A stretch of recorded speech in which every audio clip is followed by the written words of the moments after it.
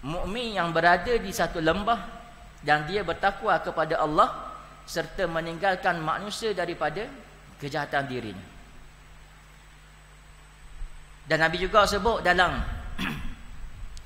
beberapa hadis yang lain berkenaan dengan keutamaan beruzlah. Dan hadis yang dimasukkan seperti berikut. Rasulullah sallallahu alaihi wasallam bersabda, sesungguhnya Allah Subhanahu wa taala mengasihi hamba yang bertakwa, kaya tidak berhajat kepada manusia dan sembunyi. Dan di antara lain sabda Nabi sallallahu alaihi wasallam, hampir tiba saatnya sebaik-baik harta muslim ialah kambing yang dibawa oleh seseorang itu ke celah pergunungan tempat tadahan hujan. Dia membawa lari bersama agamanya daripada fitnah-fitnah.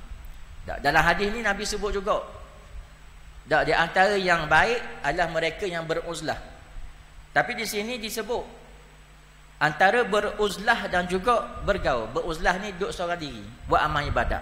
Kita pergilah mana-mana kat celah hutang mana, kita duduk situ, duduk zikir, semayang dan sebagainya, kita beruzlah kepada Allah Subhanahu Wa Taala. Dan ada ulama yang berpandangan bahawa uzlah adalah lebih baik berdasarkan nas-nas yang tersebut. Namun kebanyakan ulama memilih untuk mengutamakan pergaulan dan bermasyarakat dengan syarat-syarat yang berikut. Yang pertamanya, selamat agamanya daripada fitnah. Yang kedua, selamat manusia daripada kejahatan diri dia. Dan yang tiga, sanggup bersabar dengan gangguan kejahatan orang ramai. Jadi para ulama kebanyakan mereka memilih hidup bermasyarakat lebih baik daripada beruzlah. Sebab tiga perkara ni. Sebab selamat agama dia daripada fitnah. Manusia ni bila duduk seorang diri, banyak perkara-perkara yang boleh terdedah kepada maksiat kepada Allah Subhanahu Wa Taala. Dalam keadaan yang ada hari ni, zaman yang sungguh canggih, tak semuanya boleh berlaku.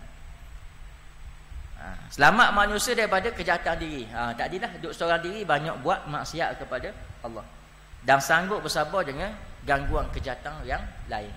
Bila kita hidup bermasyarakat, kita akan rasa kalau nak buat salah tu, adanya orang yang akan menegur. Sebab itulah para ulama, kebanyakan mereka ni memilih untuk hidup bermasyarakat lebih baik daripada beruzlah. Jadi muslimin muslimat yang dirahmati Allah Ta'ala sekalian, hadis ini juga menyebut keutamaan bergaul dengan masyarakat dan melazimi jemaah dengan syarat tidak mendatangkan mudarat kepada agama, jiwa, maruah, harta dan keturunan. Maksudnya kita hidup bermasyarakat, lazimi berjemaah ni dengan syarat tidak datang mudarat kepada agama. Maksudnya bukan hidup berkelompok bermasyarakat ni buat perkara yang maksiat kepada Allah Subhanahu Taala. Tapi kita hidup bermasyarakat, kita ajak manusia ni untuk kembali kepada Allah Subhanahu Taala.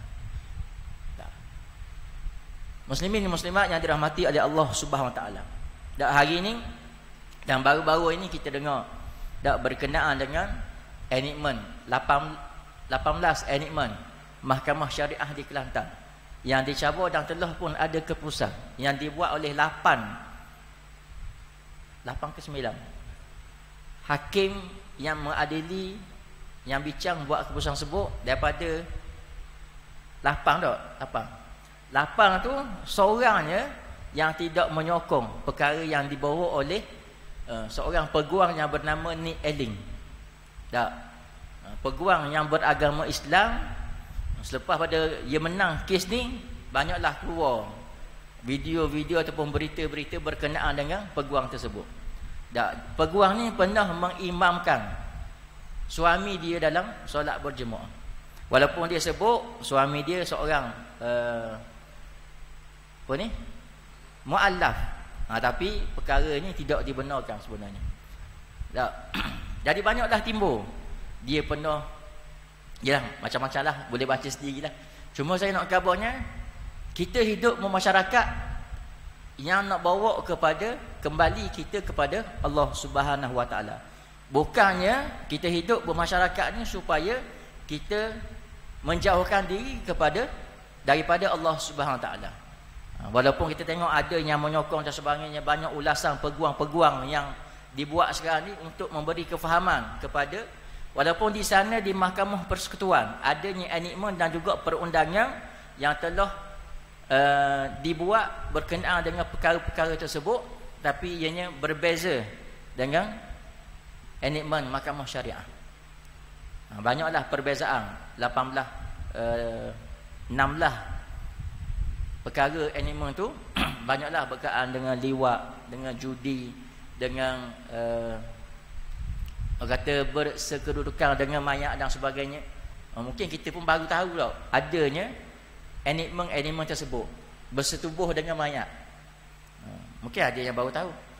Banyaklah, ada 16 tu. Mungkin sahabat-sahabat ataupun tuan-puan boleh baca. Tak, bagaimana kita tengok hari ni, tak, perkara ni dicabut oleh orang Islam sendiri. Banyaklah peguam-peguam syar'i yang juga memberi pandangan dan juga memberi penjelasan. Walaupun di sana ada di Mahkamah Persekutuan, tapi yang mematabatkan perkara tersebut adalah Mahkamah Syariah. Walaupun perkara itu diperkenan oleh Sultan Kelantan pada tahun 2019, dan juga ada termasuk dalam perlembagaan yang saya bacalah berkenaan dengan apa yang ditulis oleh Sultan Selangor berkenaan peraturan yang membenarkan don ni ahli undangan negeri ni boleh membuat ataupun membuat enactment dalam perkara-perkara yang dibenarkan. Maksudnya 16 tu adalah perkara-perkara yang dibenarkan oleh persekutuan lah. Dan ada pula saya terbaca satu berkenaan dengan, dia sebut satu filem 2023 tahun lepas berkenaan dengan penghinaan ke atas Islam dan juga Melayu. Sebab apa? Sebab dia buat satu cerita, dan di akhir ceritanya saya tak baca, saya pun baca je lah, tak tengok pun cerita benda, tak tengok lagi. Tak, yang menghina, di hujung ceritanya berlawan Islam dan juga liberal. Bila Islam dan juga liberal berlawan, yang menangnya dalam cerita ni adalah liberal, Islam kalah. Ini perkara-perkara yang dibawa oleh mereka yang berfikiran liberal supaya orang Islam ni terpedaya dengan perkara-perkara tersebut. Apatah lagi kadang-kadang filem ni menjadi makanan kepada anak-anak muda hari ni. Tak? Tak tengok di TV tapi boleh tengok di handset dan sebagainya. Jadi banyaklah elemen-elemen yang jahat yang dibuat kepada Islam. Tak, contohnya mereka yang berkelakuan jahat ni memakai serban, berjubah, kencing berdiri, dan banyaklah perkara-perkara yang digambarkan dalam filem ni supaya nak memburukkan dan juga nak menghina kepada Islam itu sendiri. Jadi perkara ni sebenarnya kita perlu melihat dan lebih memberi perhatian kepada anak-anak kita lah, supaya kadang-kadang perkara ni memberi ikutan. Dan orang tengok cerita ni, dia tengok je, dia berasa kenal nak ikut, dia ikut. Itu bahaya filem-filem ataupun cerita-cerita yang dibuat pada zaman ni. Sebab itulah kena pantau, dan juga kita kena hidup bermasyarakat. Tak hidup bermasyarakat dalam rumah kita. Kadang-kadang ayah mak dah cara dah kan, bila besar sikit, tak, bila boleh bawa motor, boleh bawa kereta, bawa motor, lepas. Jangan. Sebab di luar sana banyaknya ancaman-ancaman kepada pemikiran anak-anak kita. Tak. Kita kena jaga. Bahawa ni pun jelah, maksudnya kita boleh tengok sebab kadang-kadang learning, betul anak-anak kita kena buat sahabat, tapi di sana adanya batasan-batasan supaya di akhirnya anak-anak ni tidak picuk kepala kita. Kita boleh tengoklah kisah-kisah yang berlaku dalam realiti kehidupan kita. Tak, kadang-kadang anak panggil ayah dengan perkataan yang tak comel. Tak. Sebab apa? Sebab terlalu dimanjakan. Baru ni pun adalah kita dengar program apa ni? Sunat, tapi bukan sini lah. Kita tengok video-video bila tak boleh nak sunat, bila kena paksa perkataan-perkataan yang keluar daripada anak kecil dak berumur sekolah rendah. Dak bila kena paksa tu kita pegang tu, dia dipegang nak sunat sebab dia boleh tembus lagi tau. Dak jadi mak ayah sunat juga. Mulut yang keluar daripada mulut mereka ni perkataannya tak comel. Keluar syaitan lah, apalah, babi lah, macam-macam kita dengar. Ini kita boleh tengok perkembangan anak-anak kita. Kita pantau. Sebab apa? Sebab di luar sana banyak sangat pengaruh-pengaruh yang boleh merosakkan pemikiran anak-anak kita. Tak. Kalau boleh tolong cakna. Sebab apa? Sebab kita bimbang bila mereka besar kayak gini dia akan banyak lagi perkara-perkara yang dia alami. Tak. Kadang-kadang tu juga tutur kata mak ayah pun kena jaga. Kadang-kadang nak marahkan anak pun habis buat keluar belaka tak. Ki marah sangat. Tak. Tapi kalau cakap aku dengan anak ni, kadang dalam masyarakat kita perkara biasa. Tapi perkataan bila nak marah tu kena jaga. Nak marah. Jadi perkara ni kena tengok supaya mereka dapat membesar dalam suasana yang terbaik dan boleh melihat akhlak yang terbaik daripada mak ayah supaya ianya menjadi satu ikutan. Kalau depan mata dia perkara tak comel, hakikatnya bila dia besar lagi pun begitulah. Tak, orang kata bapa jadi gitu kena tengok didikan dia. Tak. Sebab apa anak jadi gitulah ni, kena tengok ayah dia dulu gimana. Jadi perkara-perkara ni kita kena ambil sebagai panduan hidup bermasyarakat. Sebab apa? Sebab bila dia keadaan begitu, dia akan bermasyarakat pula dengan kawan-kawan dia. Tak, sedikit sebanyak akan mempengaruhi pula. Walaupun orang kata tak apalah, kecil lagi, besar lagi, kita betul lah. Dah nak betul dah. Dah ya biasa dah benda gitu. Tak. Jadi dalam keadaan dia masih kecil dan masih orang kata usia yang muda ni, kita kena bentuk dan juga kena biasakan mereka dalam suasana yang terbaik dan juga dekat dengan Allah Subhanahu Wa Taala.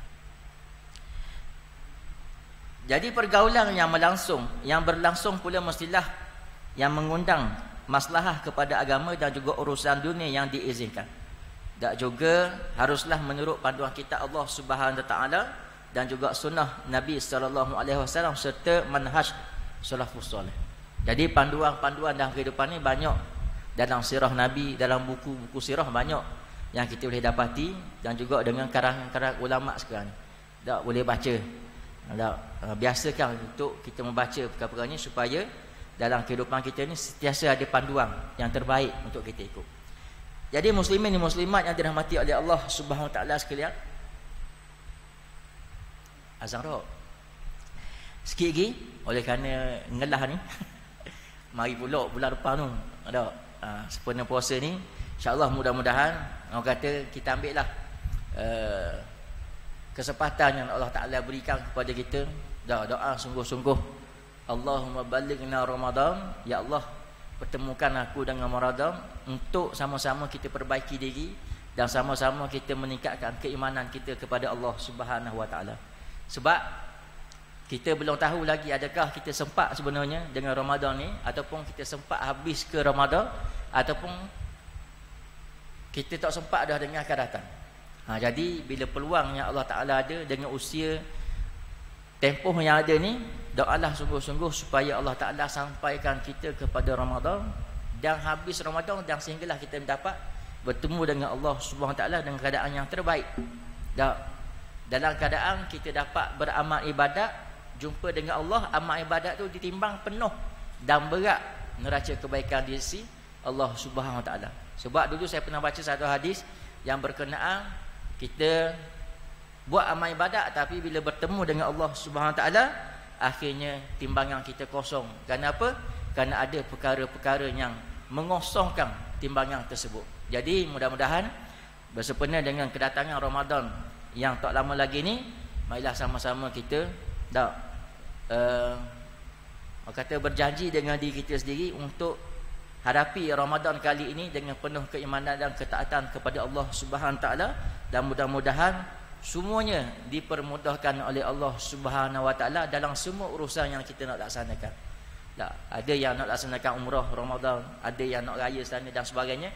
Dan insya-Allah mudah-mudahan perkara yang baik yang kita nak laksanakan ini dipermudahkan oleh Allah Subhanahu taala dan mendapat keberkatan di sisi Allah Subhanahu wa taala. Saya rasa sekadar tu jelah pada malam ni. Mudah-mudahan Allah taala terima segala amalan ibadat kita, dan saya sepatang juga saya minta maaf untuk semua sekali. Ramadan ni sama-sama kita tingkatkan ketakwaan kita kepada Allah Subhanahu wa taala insya-Allah. A'udzubillahi minasyaitonir rajim. Bismillahirrahmanirrahim. Allahumma rabbana atina fid dunya hasanah wa fil akhirati hasanatan wa qina azabannar. Allahumma ballighna Ramadan. Allahumma ballighna Ramadan. Allahumma ballighna Ramadan. Wa sallallahu ala sayyidina Muhammad wa ala alihi wa sahbihi wa baraka wa sallam. Walhamdulillahi rabbil alamin.